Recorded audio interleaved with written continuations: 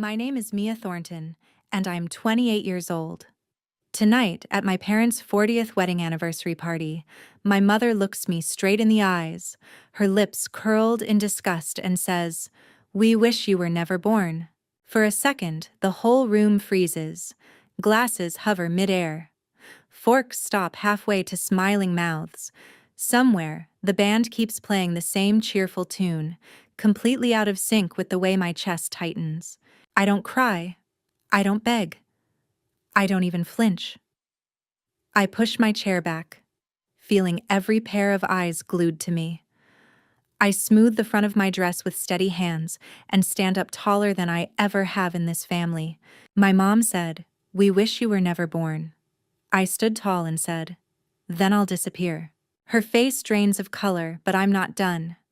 I lean in just enough for the microphone on the table to catch my voice, just enough for every guest, every colleague, every neighbor to hear. "You want to know what it looks like when the disappointment finally listens to you?" I smile, calm and razor sharp. "Watch closely. Tonight, you're going to remember me for the rest of your lives." Then I turn, walk away from the table, and head for the exit. Behind me, voices start to rise. Someone calls my name. A chair scrapes. My father curses under his breath.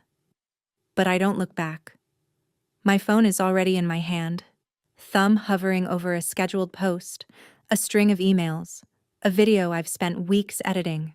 I step out of the venue doors into the night, hit confirm, and slip my phone back into my clutch. Then I walked out. 30 minutes later, the whole party panicked. If you think a mother saying, "We wish you were never born," is the worst thing that happened tonight, wait until you see what I had been quietly planning for weeks, and how their perfect little celebration turned into a public nightmare they will never escape. So stay with me until the very end.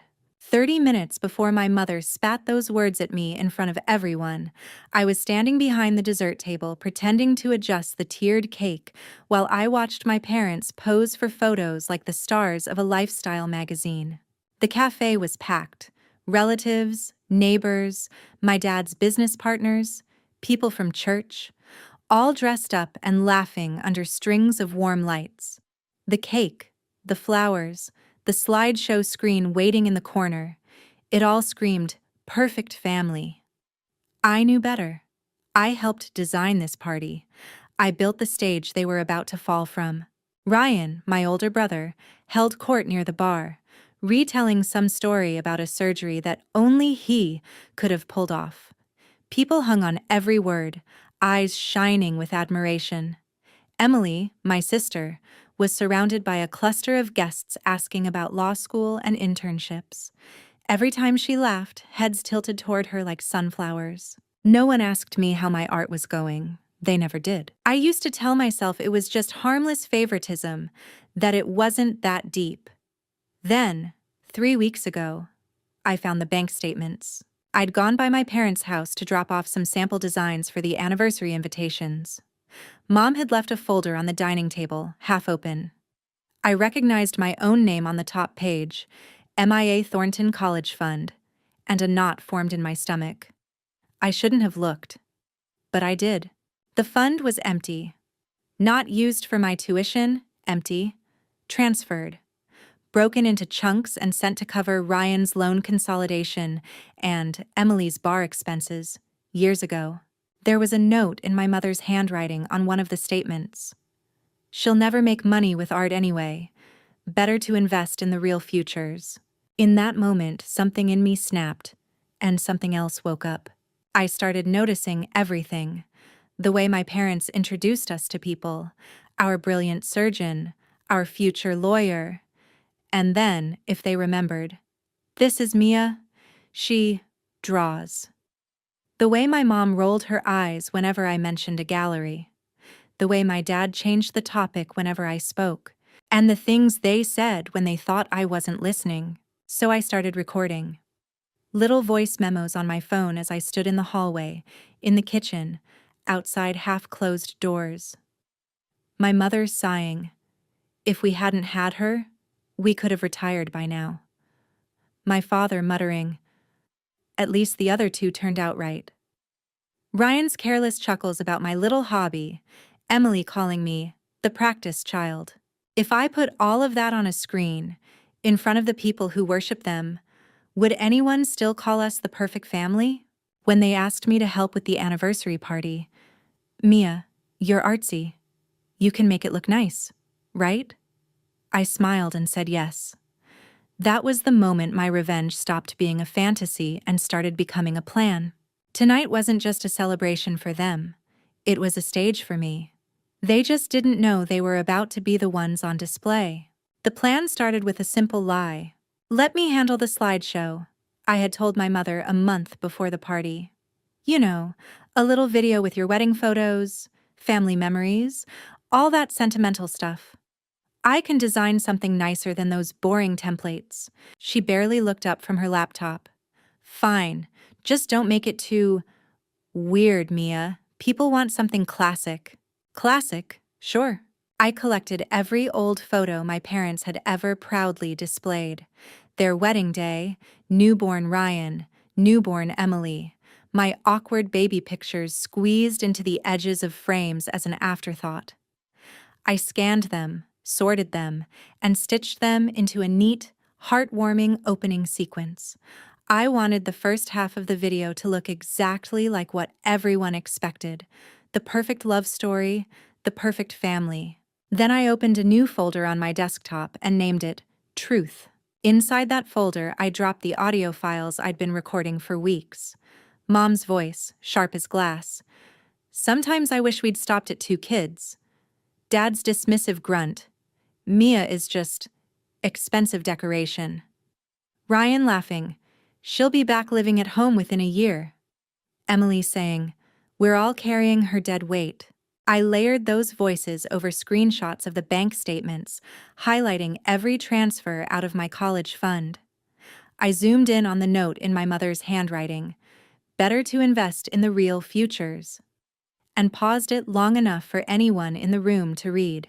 Then I added my art, pieces they'd refused to hang in the house, designs they'd called a waste of time, abstract portraits that twisted their smiles into masks, my mother's eyes made of broken glass, my father's grin lined with teeth that looked more like cracks.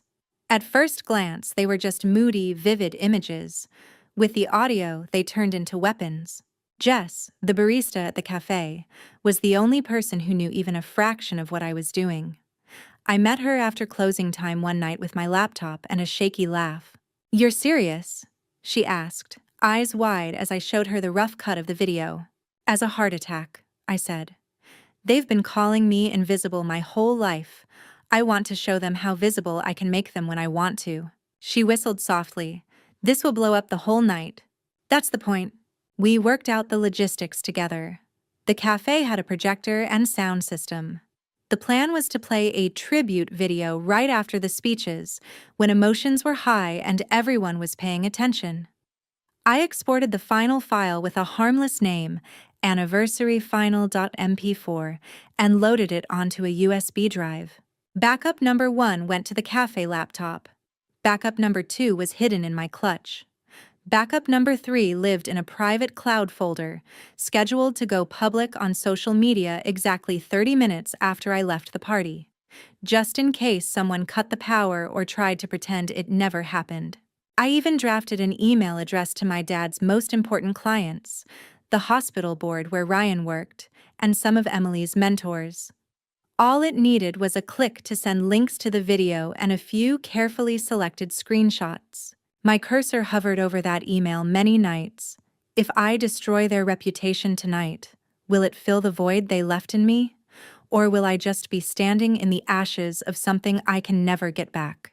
In the end, the answer didn't matter as much as the question they had never once bothered to ask me. What did we do to you? They never asked. So I decided I would answer it for them. Publicly. By the time the party started, my plan was humming quietly beneath every surface, behind the slideshow screen, in the cafe's sound system, inside my phone, waiting in my drafts folder like a loaded gun with my finger on the trigger. All I had to do now was act like the harmless, forgettable daughter they thought I was. I arrived early under the pretext of helping with decorations. I checked the projector, tested the speakers with some soft instrumental music, and made sure the video file played smoothly. The first half looked exactly like any other anniversary tribute. Soft piano, smiling photos, captions about endless love. The second half was muted on the test run. Only I knew what would come after that last fade to white. Guests began pouring in. I floated around the room with a tray of champagne flutes, smiling just enough to seem polite, invisible enough to be ignored. "Tonight is about your parents, not you," my mother whispered sharply when she passed by, pinning a corsage to her dress in the reflection of a window. "No drama, Mia. Promise me." I almost laughed. "No drama," I repeated, keeping my tone neutral. "Sure." Dinner passed in a blur of small talk and clinking silverware. My dad's business partners toasted to 40 years of love and success. Ryan gave a speech about sacrifice and family. Emily followed with a carefully rehearsed story about how our parents always believed in them. Everyone clapped, some even dabbed at their eyes. When my mother took the microphone, she shined under the attention. "We are so blessed," she said, voice trembling theatrically. "Our children have made us proud." Her gaze swept the room, sliding over me as if I were a chair. "Some of them," she added lightly, triggering a wave of polite laughter. Heat crawled up my neck, but I stayed seated. I knew what was coming. Or at least I thought I did. After the speeches, my mom floated back to our table, cheeks flushed from wine and compliments. Someone suggested I say a few words. "Oh, Mia?" she scoffed, loud enough for half the table to hear. "She's better with her little drawings than with speeches." That should have been the line that hurt. It barely grazed me. I had heard worse in the recordings. What I didn't expect was the way she leaned in when the others turned back to their plates, her voice dropping to a hiss meant only for me, and the microphone resting inches from her hand. "You're sitting here because we were too soft to do what we should have done years ago," she said. "Sometimes I truly wish you were never born." The microphone caught every word. The room went dead silent. My mom said, "We wish you were never born." Time stretched. I heard someone gasp. A fork clattered against a plate. The old version of me would have folded in on herself, staring at her lap, swallowing the hurt like poison. Instead, I pushed my chair back slowly, the sound slicing through the silence. I stood tall, my heart pounding but my voice steady. "Then I'll disappear," I said, letting the words hang in the air like a verdict. Her eyes widened. "Mia, sit down. You're making a scene." "A scene?" I laughed once, humorless. "No, Mom. A scene is what happens when people don't know the truth. Tonight, they're going to see it in HD." I turned to the stunned room, giving them the first real smile I'd worn all night.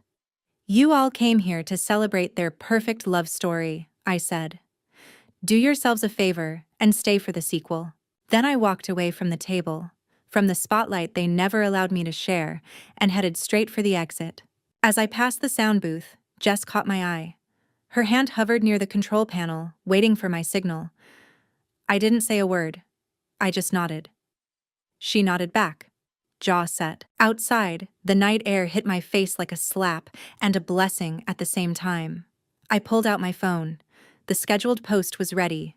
The email draft was ready. The video was loaded. All I had to do was let the timer run. 30 minutes. That's all it would take for their entire world to tilt on its axis. I didn't go far. There's a narrow alley beside the cafe where the kitchen staff takes smoke breaks. I leaned against the cool brick wall, just out of sight of the front windows, close enough to hear the muffled hum of the party. My hands were steady now, the way they always got right before I did something irreversible, like cutting into a canvas I'd spent weeks on. I checked the time. 12 minutes since I walked out. 18 minutes until the social media post went live. Somewhere inside, Jess would be queuing up the video under the guise of "Mia made a surprise tribute." My phone buzzed. A text from Jess. "Jess, they're settling down again. Your mom's acting like nothing happened. Ready? I typed back, Mia, press play when they call for the slideshow. Don't stop it, no matter what. Jess, got you. Another text popped up, this time from my mother. Mom, come back now. We will talk about this later. Stop being dramatic.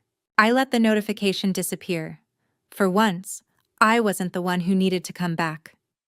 They were the ones about to be dragged forward, into the truth. 15 minutes. I opened the social media app where I'd queued the video. The caption was simple. Here's what 40 years of perfect parenting looked like from the child they wish they never had. The visibility was set to public. Comments on, shareable, 25 minutes. Voices from inside grew louder, then hushed again. The cafe's front lights dimmed slightly, the cue for the slideshow. My heart rate kicked up, not from fear, but from a strange, fierce anticipation. Then my phone lit up with a new text from Jess. Jess, it's on. They cheered when your name showed up in the title. Video by Mia. Your mom looked smug. I almost laughed out loud. Of course she did. I could picture it. The opening shot of my parents on their wedding day, dancing under cheap string lights, younger and softer, eyes full of real hope. The room would be warm, full of coos and nostalgic sighs. Then photos of baby Ryan, baby Emily, family vacations, Christmas mornings. My parents' shoulders would relax. My mother might even dab at the corner of her eye. For the first 2 minutes, it was exactly what they expected.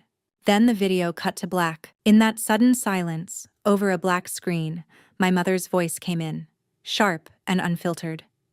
Art is not a real career. We should have stopped encouraging her stupid sketches years ago. According to Jess, her messages started coming fast, almost breathless. The room went stiff. Jess, people are looking around like, what? Your mom is frozen. Your dad is red. The black screen faded into a zoomed-in shot of the bank statement. MIA Thornton College Fund, balance 0.0. Then the highlighted transfers. Transfer to Ryan Thornton, loan. Transfer to Emily Thornton, fees. My father's voice overlaid the image. At least the other two turned out right. She'll never notice. She never pays attention to finances. Gasps, murmurs, the clink of someone setting their glass down too hard. Jess, Mia. Your mom tried to stand up and say it's fake, but the next clip hit. The next clip was audio of my mother sighing to a friend on the phone. Mia is just a drain. If we hadn't had her, we could have retired by now. That line played over a painting of hers I'd done in secret. My interpretation of her, smiling wide while her shadow twisted behind her into something darker. Then came the line from tonight, the one the microphone had caught perfectly. Sometimes I truly wish you were never born. This time, the words echoed through the cafe, paired with a slow zoom in on my face at the table, eyes wide, before cutting to a still frame of me as a child, standing at the edge of a family photo, half cropped out. My phone wouldn't stop buzzing. Jess, people are crying. Some walked out. One of your dad's clients is yelling at him near the bar. Unknown number. You're disgusting. How dare you do this to your family? Another unknown. I'm so sorry, Mia. I never knew.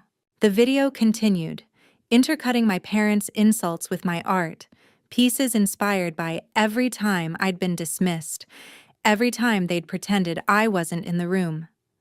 My voice, recorded earlier, narrated over the chaos. This is what it feels like to be the child they don't choose. This is what it sounds like when love is conditional. At the end of the video, there was no cheesy quote about family, just a final line of text. You taught me that reputation matters more than truth. Tonight, I chose truth. Then it faded out. Inside, all hell broke loose. Jess. Your dad tried to yank the power cord, but it was too late. Half the room was already filming it on their phones. Someone shouted, "You used her college fund?" Your mom screamed at the manager. Ryan is trying to calm people down. It's Bad. Right on cue, the notification popped at the top of my screen. Your video is now live. Shares started ticking up almost instantly. Comments poured in from strangers, some supportive, some judgmental, all of them watching the perfect facade crack in real time. 30 minutes after I walked out, the party had stopped being a celebration and turned into a crime scene of their choices, with everyone they wanted to impress standing in the middle of it. My phone rang again. This time it was Ryan, then my dad, then my mother.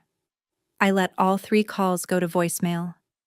Then I powered the phone off, just for a moment of pure, undisturbed silence. For the first time in my life, they were the ones scrambling for my attention. And for the first time, I had no intention of going back inside. The morning after the party, my video hit 1 million views. I knew it before I even turned my phone back on. Jess had slipped a note under my apartment door on her way home from the night shift. They're calling it the Anniversary Massacre. The note read in messy ink. Brace yourself. When I powered my phone on, it vibrated so hard it nearly slipped from my hand. Notifications poured in. Likes, shares, friend requests, interview requests, threats, apologies, people reliving their own family traumas in my comment section. My mother's face, captured mid-scoff in one of the freeze frames, had become a meme overnight. Someone had added text over it. "We wish you were never born," on top. "Okay, bet," at the bottom, with a screenshot of me walking out. It was darkly funny. It was humiliating. It was mine. For a few days, my parents stayed quiet. Then the damage reports began trickling in. Ryan called first, not to apologize, but to accuse. "You destroyed everything," he hissed, his voice low and ragged over the line. "Do you have any idea what you've done?" "I showed people what you said," I replied. "You did the rest."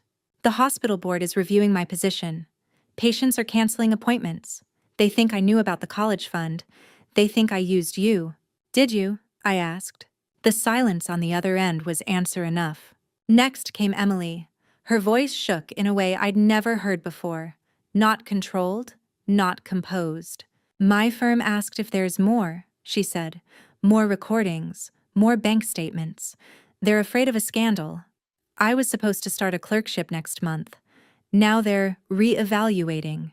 I closed my eyes, leaning my head back against the wall. "You called me the practice child," I reminded her. "You laughed when they gutted my future for yours. Now you're surprised the bill arrived? You could have talked to us," she snapped, anger flaring through the fear. "You didn't have to do it like this. You could have talked to me years ago," I said softly.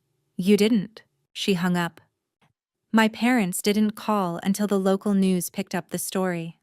A reporter ran a segment titled, "Behind the Perfect Family Portrait," featuring clips of my video, blurred bank statements, and a blurred screenshot of my mother's note. Better to invest in the real futures. Suddenly, it wasn't just online, it was on TV. It was playing on the small screen in the waiting room of my dad's office. It was sitting in the living rooms of people who'd known us since we were kids. My father's first words to me were not, "I'm sorry." "We can fix this," he said instead, voice tight. "If you take the video down, we'll tell everyone it was edited out of context, that you were struggling. We'll get ahead of it. Damage control." I laughed, a short, sharp sound that made him flinch. "You want to use me as the scapegoat again? The unstable artist daughter who twisted your words? If this continues," he pressed, "I could lose everything I've built. Your mother is being shunned at church. The neighbors talk. Is that what you wanted?" I thought about it longer than I expected to. Not because I doubted what I'd done, but because hearing him admit he could lose everything was like watching a statue crack. "Yes," I said finally, "it is." He inhaled sharply, like I'd struck him. "We raised you. We fed you. You drained my college fund without telling me," I cut in. "You told people I was dead weight. You let her say she wished I'd never been born and didn't flinch. You raised Ryan and Emily. You tolerated me." He didn't deny it. "The art world found me before my family could figure out how to bury me." A gallery owner in the city sent me a DM. Saw your video. Brutal, raw, important. I looked up your portfolio. We should talk about a show. At first, I thought it was a joke. But then there was a Zoom call, then a contract, then a date on the calendar. 3 months from the night my mother tried to erase me, my work would hang on clean white walls under bright lights, and people would come just to look at something I'd created. The gallery wanted to call the show Conditional Love. Your story is part of the work, the owner, Lena, said. You don't have to talk about your family if you don't want to. But you should know. People are connecting with what you made. They feel seen in it. They weren't the only ones. Messages appeared in my inbox every day. I was the invisible child, too. My parents used my tuition for my brother. Thank you for saying what I never could.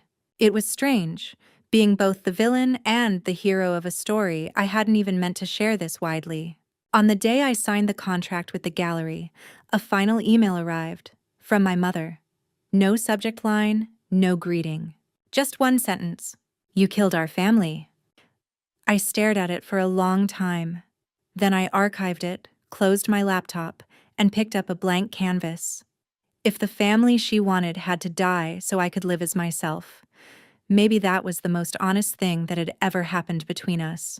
The night of the opening, the gallery was more crowded than the anniversary party had ever been. People milled around with glasses of cheap champagne, murmuring in low voices, pointing at my paintings, reading the little cards on the wall. Some of them recognized me from the video. That look of half curiosity, half pity was impossible to mistake. Others were just there for the art, for the spectacle, for something to post about later. Every piece in the show was a variation on a theme. Family portraits that never quite aligned, mouths blurred out, eyes replaced with torn receipts, silhouettes cut out of old bank statements. One painting showed a family of 5 at a dinner table, but one chair was transparent, fading into the background. Another was a self-portrait, my face built out of shredded apology texts and "you're overreacting" screenshots. In the center of the main wall hung the piece everyone kept gravitating toward, a large canvas divided in 2. On one side, my parents at their anniversary party, smiling for the camera, champagne flutes raised. On the other, the same scene, but their bodies were cracked glass, and in the reflection of every shard was a different version of me. Child me, teenage me, last night me, walking away from the table. Underneath it, the title card read, "We wish you were never born." Lena sidled up next to me at some point, wearing a blazer that probably cost more than my first 3 months' rent combined. "We've already sold 4 pieces," she murmured. "Including that one." She nodded toward the central canvas. A strange pang went through me. "Really? Who bought it?" "A private collector," she said. "Anonymous. Paid full price and then some." I swallowed, nodding. It shouldn't matter. That was the point. To detach. To let the work speak for itself. Still, the idea of that moment hanging in someone's hallway, a frozen echo of the worst thing my mother ever said to me, was unsettling. My phone buzzed in my pocket. I almost ignored it, then glanced at the screen. Dad calling, the name I'd been dodging for weeks. I stepped out of the main room and into the small side hallway where the bathroom and storage closet were. The music and voices dimmed behind the heavy door. I could still hear them, like the ocean heard from inside a car.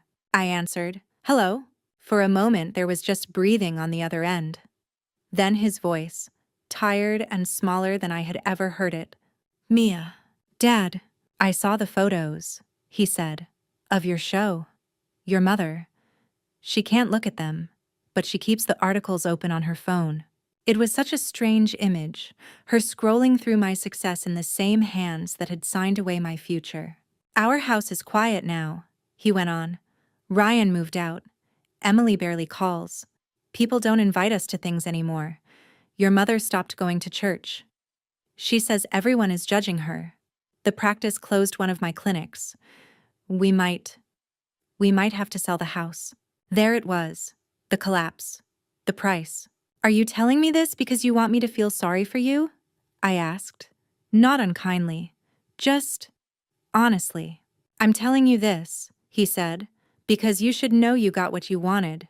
I leaned my head back against the wall, staring up at the ceiling.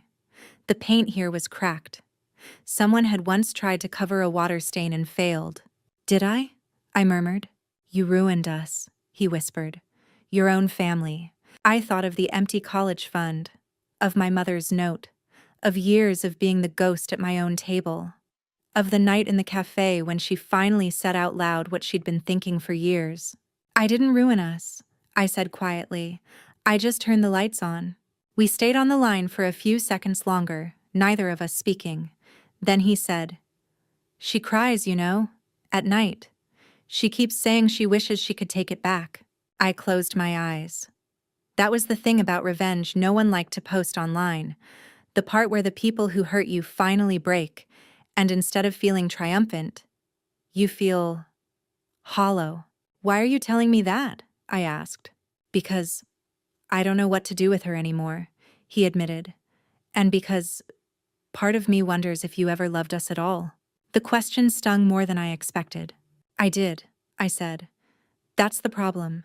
I loved you so much it almost killed me. Silence again. Then, very softly, if we asked to see you, would you come? Behind the door, someone laughed loudly. A burst of applause followed. My name floated faintly through the air. Have you met the artist? She's incredible. Like I was a new person entirely, separate from the one he was talking about. Once, the answer would have been automatic. Of course I'd come. Of course I'd fix it. Of course I'd fold myself back into the empty space they'd left for me. Now I hesitated. Not because I didn't know what I wanted, but because I finally understood I had a choice. What if I walked back into their house and let them apologize, let them explain, let them try to rebuild something on top of the ruins? Would that heal anything? Or just bury the truth under new layers of polite lies? I don't know, I said honestly. Not yet. He exhaled, a shaky sound. I suppose that's fair, he admitted. If you ever decide, I'll call you, I cut in. If I decide. I hung up before he could say my name again. When I stepped back into the gallery, the noise washed over me like a wave. Lena waved me over to meet a critic. Jess stood near one of the smaller pieces, grinning, giving someone a dramatic retelling of the anniversary night. She caught my eye, lifted her glass in a small salute. I smiled back. My phone buzzed again, this time a text from an unknown number. Mom, I'm outside. My heartbeat stumbled. I walked to the front of the gallery and looked through the glass. There she was, standing on the sidewalk in a plain coat, no makeup, hair pulled back. Not the polished woman from the anniversary party, not the meme version of herself, just my mother, small and uncertain, clutching her purse like a shield. She didn't come in. She didn't wave. She just stood there, staring at the title printed on the window. Conditional Love, New Works by Mia Thornton. For a moment, I imagined walking outside. I imagined her trying to say the words she'd never said. I'm sorry. I imagined myself forgiving her. Or not. I imagined 100 different versions of that scene, none of them quite fitting. Instead, I stood still, just inside the glass, watching her the way she had watched me my whole life, at a distance, through a frame, never fully in focus. My phone started ringing again in my hand. Her name on the screen. I let it ring. Then I turned away from the window and walked back into the crowd, into the light, into the noise of people saying my name like it belonged entirely to me. They had taught me over and over again that I was a mistake, that I should have never been born.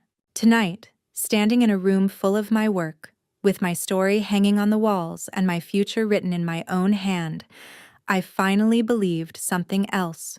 I wasn't the mistake. They were.